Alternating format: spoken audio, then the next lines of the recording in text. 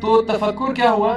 To cut it short, پھر آگے چلتے ہیں کہ کسی چیز کا پروف سامنے رکھ کے اس پر سوچنا. ٹھیک ہے، جیسے اللہ تعالیٰ جو ہے اس کا پروف آپ کو بہت ملے گا اپنی زندگی میں کہ کہاں کہاں اللہ نے میری مدد کی. آپ کو سینکڑوں پروف مل جائیں گے. اللہ کی مرسی کے پروف آپ کو اپنی لائف میں سینکڑوں مل جائیں گے. ٹھیک ہے، اللہ تعالیٰ کی گریٹنس کے پروف آپ کو اپنی لائف میں بہت مل جائیں گے. تو وہ پروف سامنے رکھ کے پھر سوچنا کہ واقعی اللہ کتنا عظیم ہے. پھر جب آپ نماز میں سبحان ربی العظیم کہیں گے تو مزہ بھی آئے گا. محبت سے نکلے گا نا، پھر زبردستی نہیں نکل رہا، پھر محبت سے نکل رہا کہ واقعی میرا رب کتنا عظیم ہے. یعنی اس کی عظمت اتنی ہے کہ وہ میرے گناہوں کو لیٹ گو کر دیتا ہے، وہ مجھے فوراً نہیں پکڑ لیتا. ٹھیک ہے، بار بار لیٹ گو کرتا ہے، مجھے چانسز دے رہا ہے، اور ویسے بھی وہ بڑا عظیم ہے. تو یہ سب جو ہے وہ تفکر ہے. اور اسی لیے قرآن میں اللہ تعالیٰ نے جہاں جہاں پروف دیا ہے اپنی وحدانیت کا، وہاں پہ تفکر کی دعوت بھی دی کہ یہ سب پروف ہے تمہارے سامنے، اب اس میں تم تفکر کرو، یعنی بیٹھ کر سوچو، غور و فکر کرو.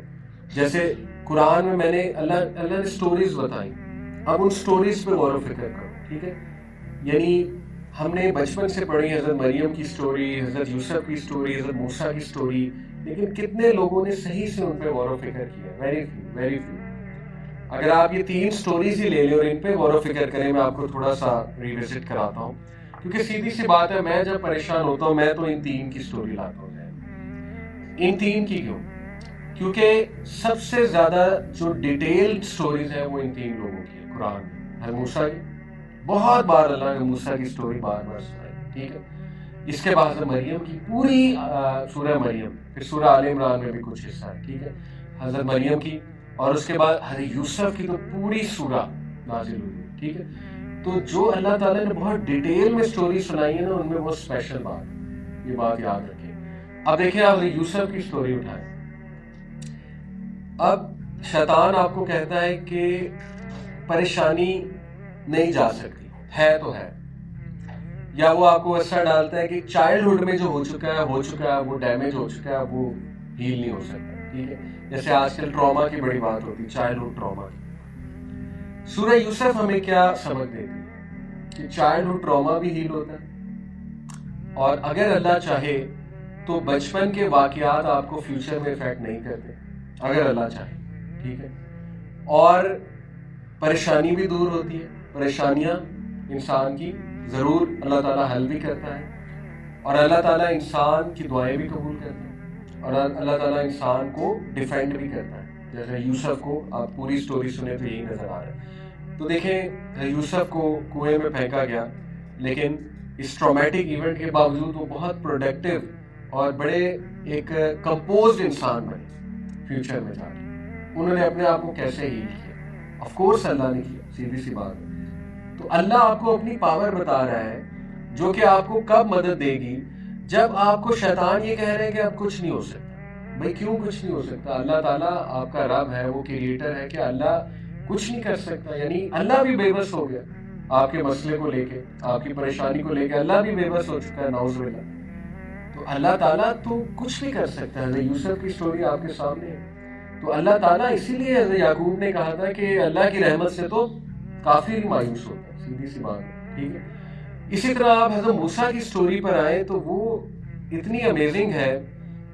یعنی آپ اپنے آپ کو ذرا اس سیٹ پر رکھیں، حضرت موسیٰ کی سیٹ پر ذرا 1 منٹ کے لیے آئیں ان کے شوز میں، اور سوچیں کہ آپ پاکستان میں بڑی اچھی زندگی گزار رہے ہیں. انفیکٹ آپ جو ہے نا وہ پرائم منسٹر کے اڈاپٹیڈ سن ہیں، اور آپ سے نا کوئی بندہ قتل ہو گیا غلطی سے، اور آپ پوری فوج، پوری پولیس آپ کے پیچھے ملک کی.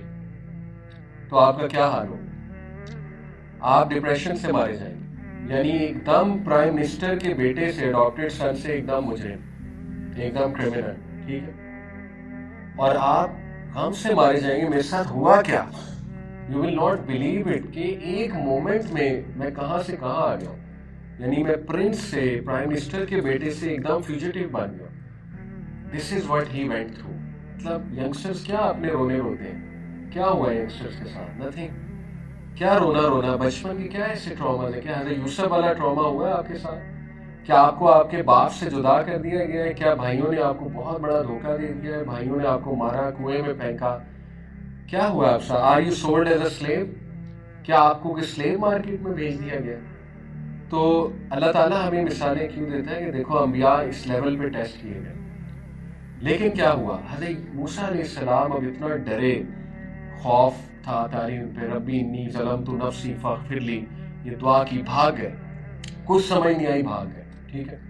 اب وہ مدین میں گئے، جنگلوں میں گئے، وہاں پہ کیا ان کی کیفیت ہوگی آپ سوچ بھی نہیں سکتے، اور ابھی وہ نبی نہیں بنے، he has no idea, even in کو تو یہ بھی نہیں پتا کہ اللہ تعالیٰ کی میں کیسے عبادت کروں، یعنی ابھی تک وہ نبی نہیں بنے، ان کو شریعت نہیں ملی، ان کو توراہ نہیں ملی۔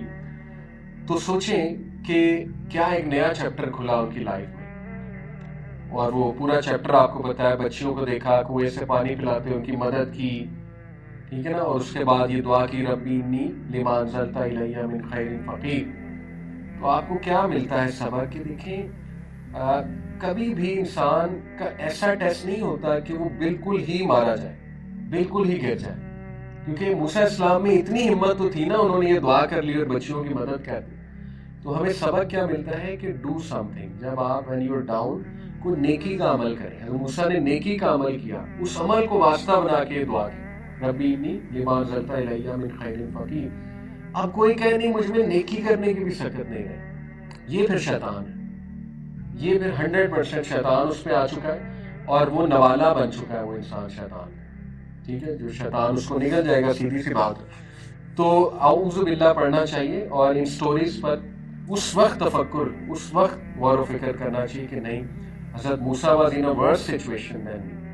حضرت موسیٰ کے پاس کچھ بھی نہیں تھا، روزگار نہیں تھا، نتھنگ، کرمنل بن گئے، فیوجیٹیو بن گئے، کرمنل ایز پر اس لاء کے مطابق، حالانکہ غلطی ان کی نہیں تھی، لیکن اینی وے، تو اللہ نے روزگار بھی دیا، شادی بھی کرائی، بچے بھی دیے، اللہ تعالیٰ نے گھر کا بھی انتظام کیا، اس کے بعد ہی بیکیم اے لیڈر۔ کیا ان کی لائف ختم ہو گئی، تباہ ہو گئی؟ نو۔ تو کتنا لرن کرنے کے لیے اس میں ہے، ٹھیک ہے۔ اس کے بعد آپ آئیں حضرت مریم علیہ السلام، سسٹر کو ریلیٹ کر سکتی ہیں، یعنی کیا ٹیسٹ ہو گیا بہنوں کا؟ حضرت مریم والا ٹیسٹ ہے۔ حضرت مریم ساری عمر کی کمائی کیا تھی ان کی؟ نیکی، گڈ ریپوٹیشن، ساری عمر کی کمائی۔ عورت کے لیے سب سے جو ہے نا وہ بڑی کمائی ہوتی ہے اس کی اچھی ریپوٹیشن۔ ساری عمر کی کمائی چیلنج ہو گئی، یعنی اسی چیز سے اللہ نے آزمائش لے لی، اسی چیز سے اللہ نے ٹیسٹ کر لیا کہ وہ حمل ٹھہر گیا۔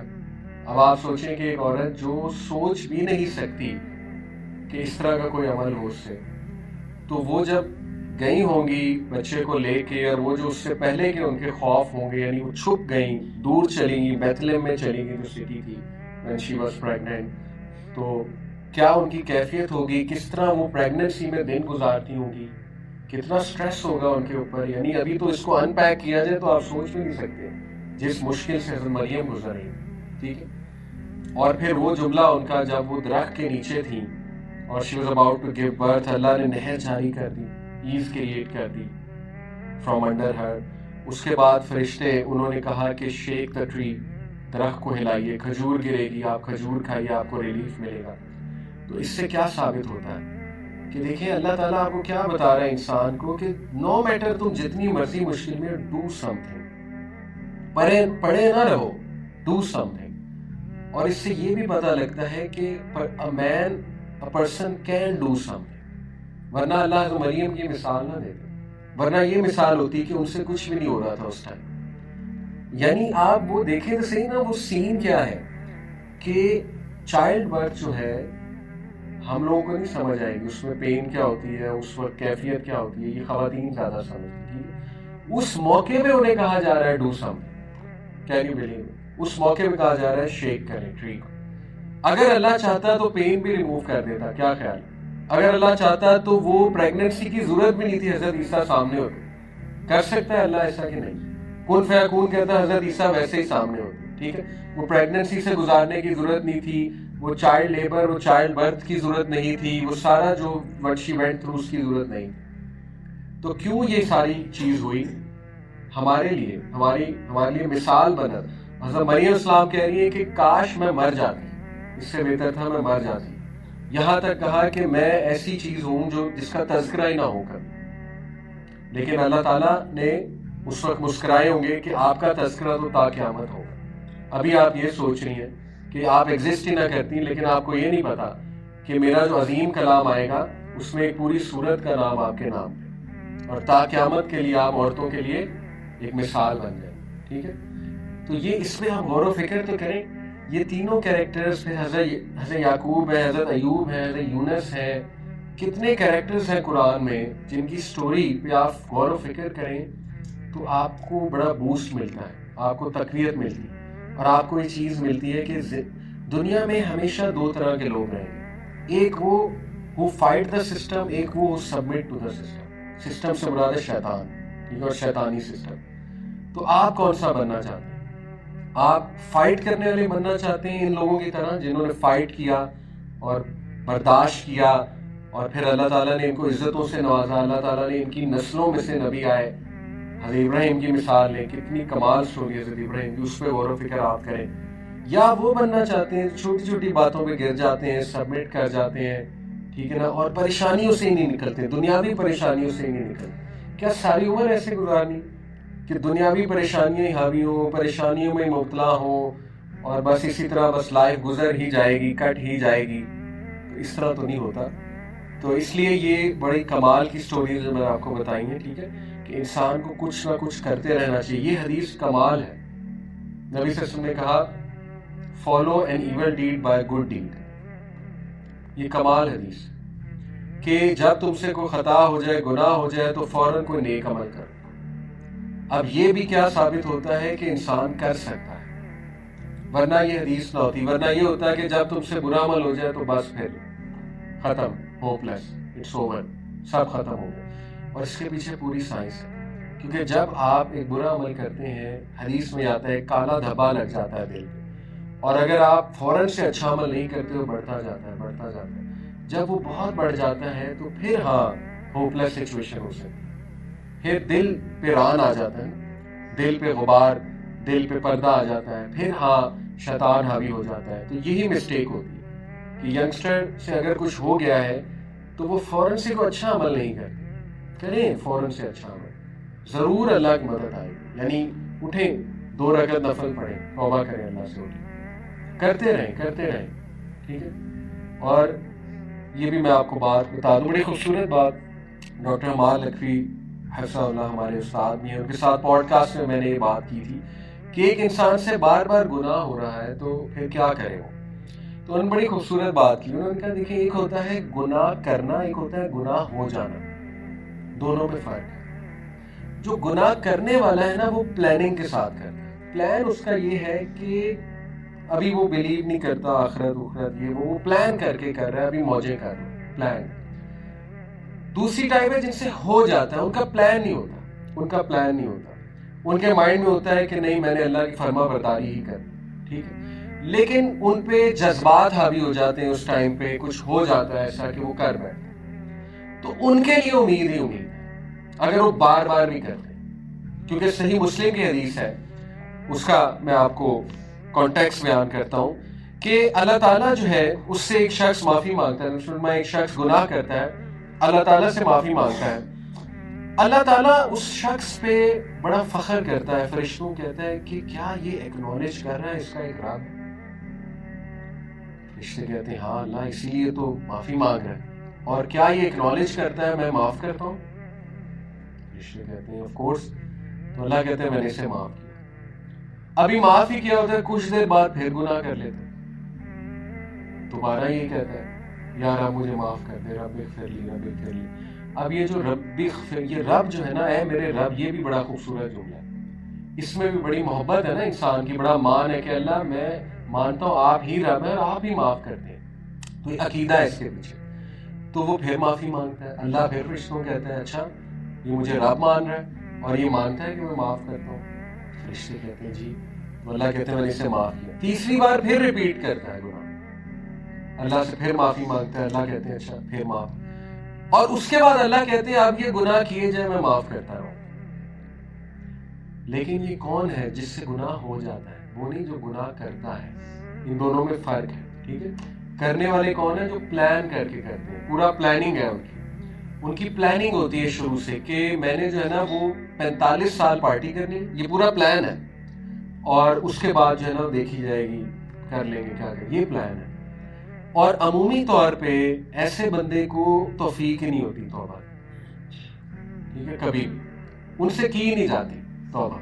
وہ اچھا عمل ہوتا ہے تو ایز لانگ ایز آپ سے گناہ ہو رہا ہے، آپ کو فکر ہو رہی ہے، آپ کو تکلیف ہو رہی ہے، آپ کو دکھ ہو رہا ہے، اور اس کے بعد آپ فوراً کوئی اچھا کام کرتے ہیں تو یہ خیر کی بات ہے. اور اس کا مطلب ہے ابھی اللہ آپ سے ناراض نہیں ہے، ٹھیک ہے.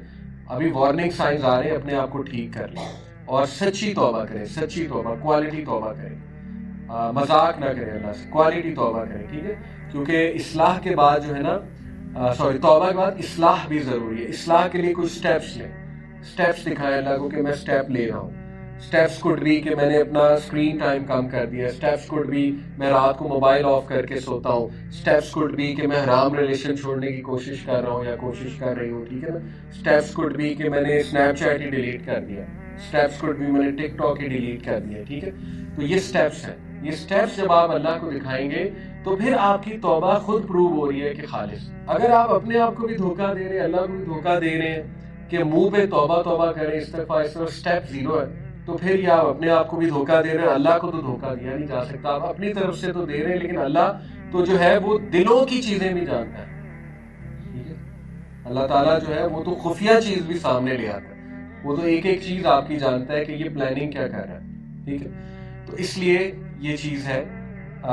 تو تفکر پہ بات بہت ہوئی کہ آپ پروفس پہ غور کریں اور پھر غور و فکر کرنا سیکھیں بیٹھ کر، تاکہ آپ کی جو ہے نا وہ باقاعدہ یہ CBT ہے، کوگنیٹو بیہیویئرل تھیراپی، کہ انسان جو چیز سوچتا ہے وہ پھر اس کا ایٹیٹیوڈ بن جاتا ہے. تو جب آپ ان سٹوریز پہ غور و فکر کریں گے کہ حضرت موسیٰ، حضرت مریم، حضرت یوسف، چیک تو کرو نا کہ کیسے اللہ نے ان کی مدد کی، چیک تو کرو اللہ نے انہیں اکیلا نہیں چھوڑا. تو یہ آپ کے ساتھ پھر صحابہ کی جتنی میں نے آپ کو سٹوریز سنائی، آپ اس پہ غور و فکر کریں. آپ جا کے ذرا سنا کریں دوبارہ لیکچر، ذرا کچھ پوائنٹس نوٹ کیا کریں، ٹھیک ہے نا. تو یہ بات بڑی ضروری ہے، کیونکہ سن لیا اس کے بعد 2 دن میں بھول جائے گا. بیکاز گھر جا کے آپ 100 ریلز دیکھ لیں گے رات کو بیٹھ کے، اگلے دن پھر 100 ریلز دیکھ لیں گے. تو صحابہ کا لیکچر تو گیا، ٹھیک ہے، وہ آپ کے ذہن سے نکل جائے گا، لیسن لرنڈ بھی گیا. تو کوئی فائدہ نہیں. بس کلاس میں آنا، سننا، سن کر گھر جانا، پھر 100 ریلز دیکھنا، تو وہ ریلز تو مٹا دیں گی اس لیکچر کو. جو لیکچر آپ نے سنا ہے وہ تو آپ کو لکھنا چاہیے. میں لکھتا ہوں، میں نوٹ کرتا ہوں، نوٹس میں کوشش کرتا ہوں بار بار پڑھوں تاکہ وہ میرے ذہن میں جائیں باتیں اور وہ چیزیں مجھے جو ہے نا وہ ہیلپ کریں، ٹھیک ہے. تو یہ سب تفکر ہے. اور آج کی جنریشن تفکر نہیں کرتی. آج کی جنریشن جو ہے نا وہ شارٹس، ان کا انتہائی شارٹ سپین ہے فوکس کا، اور ان کو غور و فکر کی عادت نہیں ہے، ان کو نوٹس لینے کی عادت نہیں ہے، ان کو نوٹ ڈاؤن کرنے کی عادت نہیں ہے، انہیں بار بار ریویژن کی عادت نہیں ہے، پڑھنے کی عادت نہیں ہے. تو وہ خود اپنے لیے گڑھا کھود رہے ہیں اور کوئی ان کی مدد نہیں کر سکتا، کیونکہ یہ بیسک چیزیں آپ کو کرنی پڑیں گی. ادروائز آپ اس گڑھے میں گرتے جائیں گے، گرتے جائیں گے، گرتے جائیں گے، ٹھیک ہے. تو یہ آپ کو ضروری ہے، اور اس کے لیے موسٹ پریکٹیکل نماز. جس انسان نے اپنی نماز اچھی کر لی، اور اس ٹائم پہ اسی لیے سب سے زیادہ شیطان ایکٹیو ہو جاتا ہے، کیونکہ اسے پتا ہے کہ نماز ایسی چیز ہے جس میں ہیل ہو سکتی ہے. تو اس ٹائم پہ وہ سب سے ایکٹیو ہو جاتا ہے. سب سے زیادہ وسوسے اس ٹائم پہ آئیں گے، سب سے زیادہ ڈیموٹیویشن اس ٹائم پہ آئے گی، سب سے زیادہ آپ کو لاسٹ فاؤنڈ سٹف اس ٹائم پہ یاد آئے گا، سب سے زیادہ کام آپ کو اس ٹائم پہ یاد آنے. تو آپ کا چیلنج یہ ہے کہ نماز کو اچھا بنائیں، اور یہی آپ کر لیں تو بہت بڑی